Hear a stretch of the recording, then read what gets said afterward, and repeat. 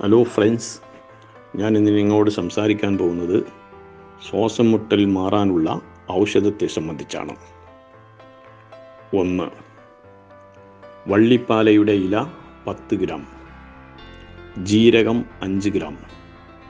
ഇവ രണ്ടും കൂടി അരച്ചെടുത്ത് രാവിലെ വെറും വയറ്റിൽ കഴിക്കുക. തുടർച്ചയായി 14 ദിവസം ചെയ്താൽ ശ്വാസം മുട്ടൽ മാറും. 2.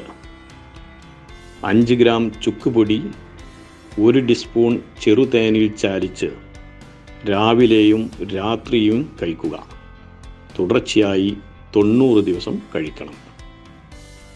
3.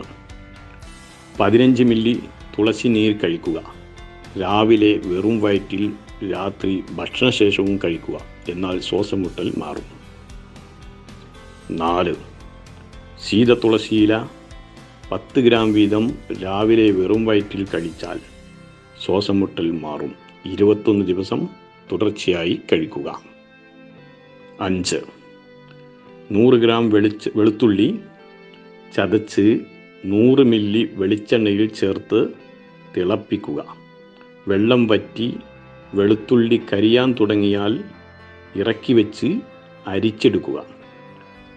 തണുത്തതിന് ശേഷം 1 ടീസ്പൂൺ വീതം രാവിലെയും രാത്രിയും കഴിക്കുക. മൂക്കിൽ മണപ്പിക്കുകയും ചെയ്യുക. തുടർച്ചയായി 21 ദിവസം ചെയ്യണം. എന്നാൽ ശ്വാസം മുട്ടൽ മാറും.